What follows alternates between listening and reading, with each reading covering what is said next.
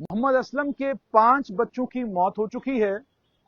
محمد اسلم کی چھٹی بچی جس کا نام یاسمین کوثر ہے 12 جنوری 2025 کو گورنمنٹ میڈیکل کالج رجوری پہنچتی ہیں۔ وہاں سے انہیں S M G S hospital شفٹ کیا جاتا ہے اور 12 تاریخ کو اسٹریٹ لائن کی ٹیم جب رات کو وہاں پہنچتی ہے، 13 تاریخ کو جب اسٹریٹ لائن کی ٹیم وہاں رات کو پہنچتی ہے تو بچی کو دیکھ کر پتہ چلتا ہے کہ بچی کی طبیعت ٹھیک ہے۔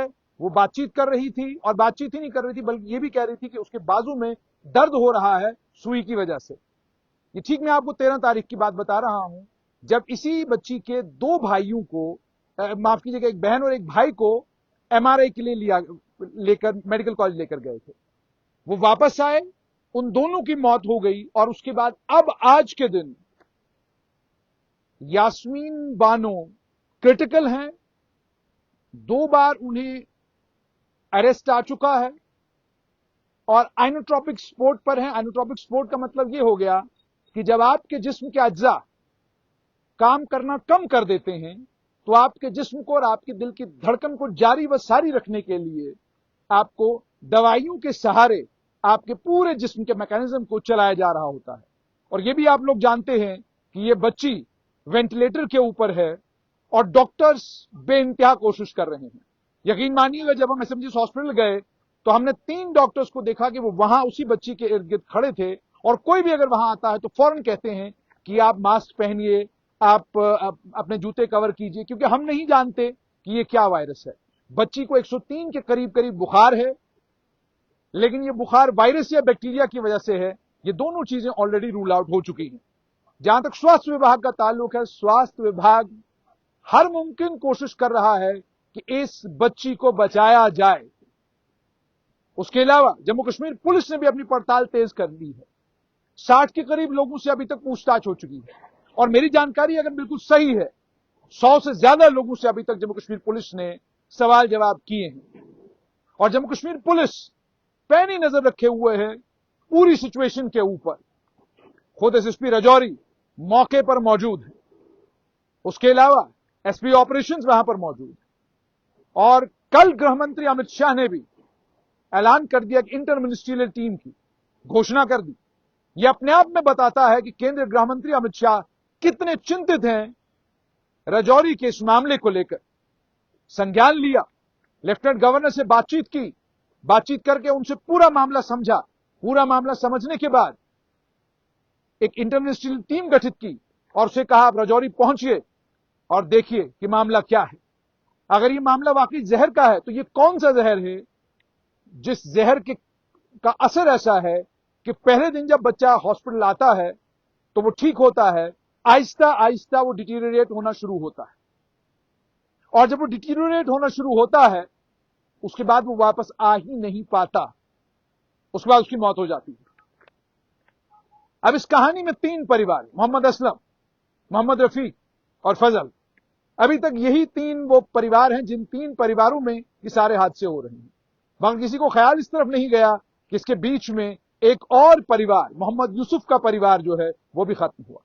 محمد یوسف کی بھی موت ہوئی اور اس کے ساتھ میں ان کی دھرم پتنی کی بھی موت ہوئی۔ ان دونوں کا کوئی بچہ نہیں تھا، انہوں نے محمد اسلم کو گود لیا تھا۔ اب یہ سارا پرکرن ابھی تک ہو چکا ہے، پولیس اپنی پڑتال میں لگی ہوئی ہے، پولیس کے ہاتھ کچھ ثبوت لگے، پولیس ان لیڈز پر کام کر رہی ہے۔ پولیس کا دعویٰ ہے کہ اگر یہ لیڈ صحیح ہوئی تو قاتل سے ہم زیادہ دور نہیں ہیں۔ دوسری طرف ہیلتھ اینڈ میڈیکل ایجوکیشن وبھاگ معلوم کرنے کی کوشش کر رہا ہے کہ کیا کوئی اینٹی ڈاٹ ہے، کوئی ایسا اینٹی ڈاٹ ہمارے پاس ہے جس کا استعمال کر کے ہم اس زہر کا مقابلہ کر سکتے ہیں جو زہر ان بچوں کو دیا جا رہا ہے، کیونکہ اب تو صاف ہو چکا ہے کہ یہ زہر ہے۔ یہ ساری چیزیں، یہ ساری کوششیں ہو رہی ہیں۔ اس کے بیچ میں کل خبر آئی رجوری پنچ کے ممبر پارلیمنٹ میاں الطاف بدحال پہنچے، پریوار کا ڈھاڑس بندھایا، وہاں پر تھوڑا وقت گزارا، لیکن ابھی بھی مکھی منتری عمر عبداللہ وہاں نہیں پہنچے ہیں۔ اور اس کے بعد سننے کو یہ بھی آیا کہ کچھ صحافی بدحال میں جو موتیں ہو رہی ہیں اس پر سیاست کر رہے ہیں۔ جن صحافیوں نے 10-12 سال کی عمر میں لاشیں اٹھائی ہوں، جن صحافیوں نے اپنے سامنے کووڈ کے کارن تڑپتے ہوئے اپنے رشتہ داروں کو اپنے سے الگ ہوتے ہوئے دیکھا ہو، جن صحافیوں نے کووڈ کے طوفان میں اپنے گھر کے سب سے عظیم شخص کو گھر سے جاتے ہوئے دیکھا ہو، اور اس کے بعد بھی 10 دن ہوئے 11ویں دن جس صحافی نے دوبارہ سے مائک اپنے ہاتھ میں لی ہو، اسے یہ گھٹیا، گھلونی اور گری ہوئی حرکت کرنے کی ضرورت نہیں۔ تھوڑے سے ویوز کے لیے ویڈیو وائرل ہو جائے تاکہ لوگ تالی بجائیں، یہ شوق اگر میں نے پالا ہوتا تو میں غزہ سے شروع ہوتا اور لیبنان میں جا کے ختم ہوتا۔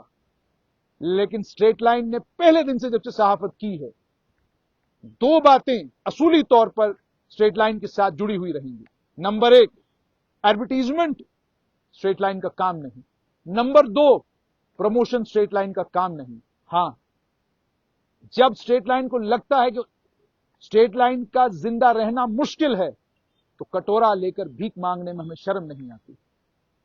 اس کی وجہ یہ ہے کہ ایک ایسا وینچر جو وینچر لوگوں کی بات کرے، جو وینچر بدحال جا کر اس غریب گھر کی بات کو دل نہیں پہنچائے، اس وینچر کو زندہ رہنے کا حق ہے، اور اس حق کے لیے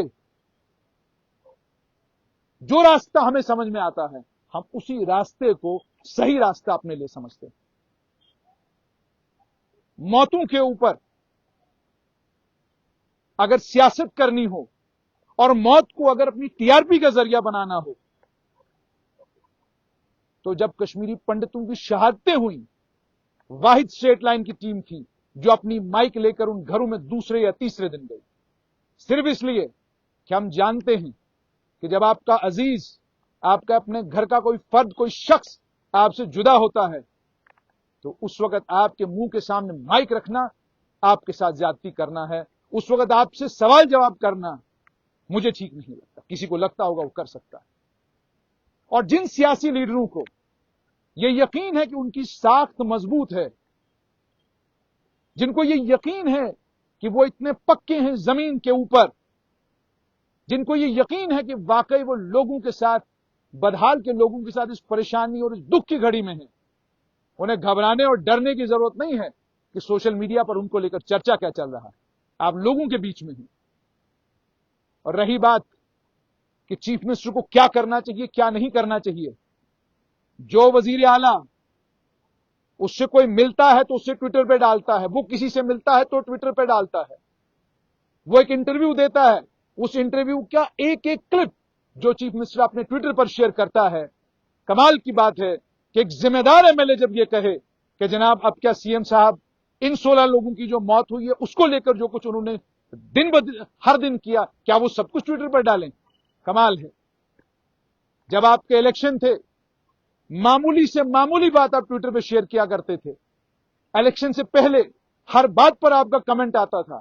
یہاں 16 لوگوں کی جان گئی ہے، 16 لوگوں کی جان جانے کے بعد آپ کو نہیں لگتا ٹویٹر کے ذریعے ہوتا کیا؟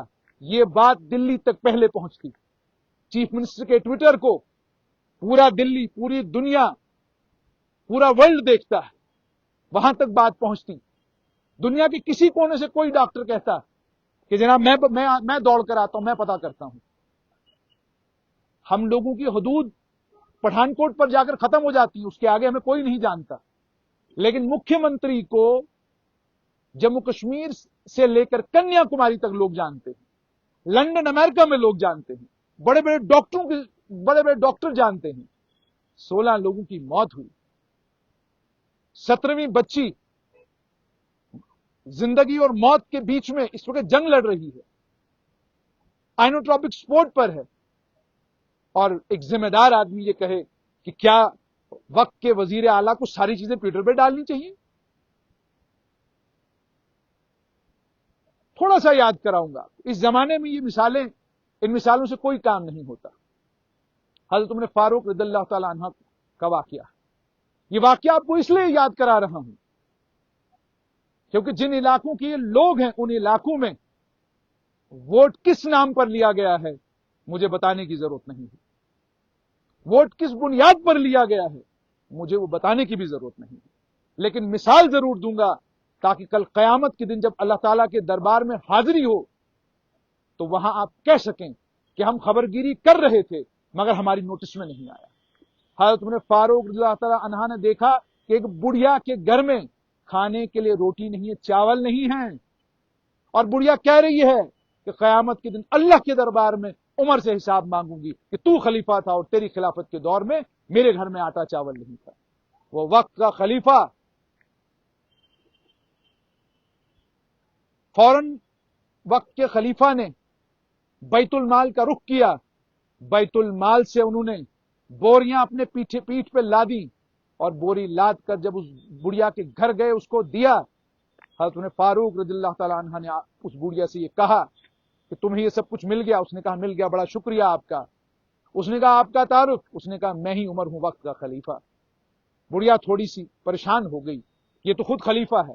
حضرت عمر نے کہا مجھے لکھ کے دے دو کہ میں نے تمہاری خبر گیری کی، میں تمہارے پاس پہنچ گیا، کل اللہ کے دربار میں مجھ سے اگر حساب ہوا، مجھ سے اگر سوال پوچھا گیا کہ عمر تم خلیفہ تھے اور تمہارے دور میں یہ ہو رہا تھا۔ مذہب کا پیکر خود کو کہنا، مذہب کا ذمہ دار خود کو کہنا اور مذہب کے نام پر ووٹ مانگنا آسان کام ہے، چونکہ ہمارا یقین قیامت میں بڑا کم ہے۔ اگر ہمارا یقین قیامت میں پختہ ہو تو ہر ذمہ دار، چاہے وہ ایم ایل اے ہو، چاہے وہ ایم پی ہو، چاہے وہ سی ایم ہو، چاہے وہ کیبنٹ منسٹر ہو، اس طرح کی اموات کہیں پر بھی ہوں گی، اس کا دل ٹوٹے گا اور وہ ان اموات کے بعد وہاں خود کھڑا رہے گا اور یقین کروائے گا ان لوگوں کو کہ میں اس مشکل کی گھڑی میں تمہارے ساتھ ہوں۔ کیا ہم نہیں سمجھتے؟ کیا آپ کے پاس پولیس نہیں ہے؟ کیا ہمیں نہیں پتا آپ کے پاس لا اینڈ آرڈر نہیں ہے؟ یہ سب چیزیں آپ کے پاس نہیں ہیں، لیکن آپ کے پاس ایک دل تو ہے۔ آپ اس جموں کشمیر کے وزیر اعلیٰ ہیں۔ جب وزیر اعلیٰ غریب اور کمزور لوگوں کے دروازے پر جاتا ہے، یقین جانیے گا ان غریب اور کمزور لوگوں کا حوصلہ بڑھتا ہے۔ اس باپ نے 5 بچیاں کھوئی، جس کی 6ٹھی بچی اس وقت S M G S hospital میں آخری سانسیں لے رہی ہے۔ اس باپ کے دروازے پر چلے جانے مجھے لگتا کوئی پریشانی نہیں۔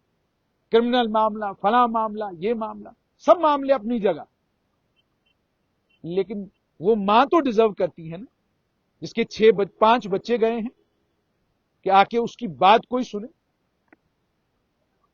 تو اس لیے جب کوئی یہ کہتا ہے کہ کچھ صحافی بدحال کی موتوں کے اوپر سیاست کرتے ہیں، وہ صحافی بدحال کی موت پر سیاست نہیں کر سکتے جنہوں نے صحافت کو اپنا پیشہ نہیں، اپنی ذمہ داری مانا ہے، اور جو ہر وقت یہ دعا کرتے ہیں کہ یا اللہ کوئی ایسا کام ہم سے لے لے کہ کل جب تیرے دربار میں حاضری ہو تو مولا پوچھ گچھ نہ ہو، کیونکہ ہم بڑے گناہگار لوگ ہیں۔ روز ہم سے کوئی نہ کوئی گناہ سرزد ہوتا ہے، روز ہم سے کوئی نہ کوئی غلطی ہوتی ہے۔ سچ اور حق بولنے میں کبھی کبھی ہم بھی کتراتے ہیں، اسی لیے کل جب اللہ تعالیٰ کے دربار میں حاضری ہو وہاں کوئی سوال جواب نہ ہو، یہ تمنا ہر ایک آدمی کی ہونی چاہیے، ہماری بھی ہے۔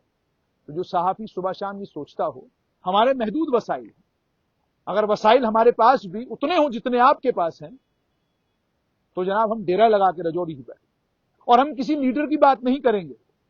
جن لیڈروں کی بات آپ نے کی، ذاتی طور پر ان کا خانوادہ، ان کا گھر، اس کے ساتھ میرا قریبی رشتہ ہے، دوستی سے بڑھ کر رشتہ ہے، لیکن 16 موتیں ہوئی ہیں۔ 16 موتوں کے بعد اگر وہاں گھر جا کر میں یہ سوال نہ پوچھوں کہ کابینہ کا وزیر یہاں کوئی آیا کہ نہیں، تو کیا میں سیاست کر رہا ہوں؟ وہاں جا کر میں یہ پوچھوں کہ کیا وزیر اعلیٰ یہاں آیا کہ نہیں، کیا یہ سوال نہیں پوچھنا چاہیے؟ اور مجھے حیرت ہوتی ہے، آپ لوگوں نے تو کہا کل تک قدغن تھی صحافت کے اوپر، اب ہمیں گودی میڈیا نہیں چاہیے، اب ہمیں وہ میڈیا چاہیے جو سچ اور حقیقت ہم تک پہنچائے۔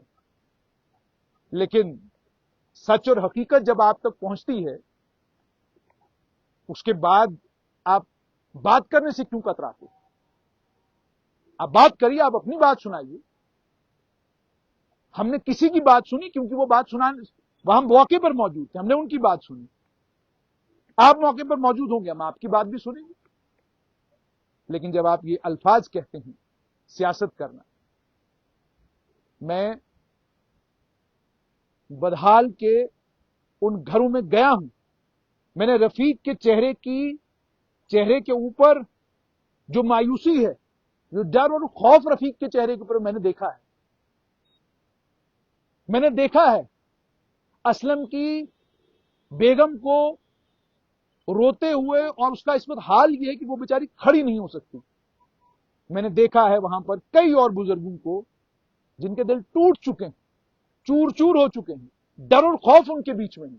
آپ ان کے رہبر، آپ ان کے رہنما ہیں، آپ کی ذمہ داری ہے کہ آپ ان کے بیچ میں بیٹھ کے ان کی ہمت اور ان کا حوصلہ بڑھائیں. اس لیے بات صرف اتنی تھی کہ یاسمین آج کرٹیکل ہیں، S M G S hospital میں ہیں. آپ تمام لوگوں سے میری استدعا اور گزارش ہے کہ اللہ تعالیٰ سے دعا کریں کہ اللہ اس بچی کو صحتیاب کرے اور وہ اپنے گھر بدحال جائے اور اپنے ماں باپ کے ساتھ اپنی بقایا زندگی جو ہے وہ گزارے. میری گزارش ہے آپ تمام لوگوں سے. اور جیسے میں نے آپ کو کہا، میں تلخی کے ساتھ کبھی بات نہیں کرتا، لیکن جب کوئی یہ کہے کہ کہیں موت ہوئی، کہیں گھر اجڑ گئے، اور وہاں کوئی صحافی سیاست کر رہا ہے، تو پھر مجھے لگا کہ بات کرنا ضروری ہے.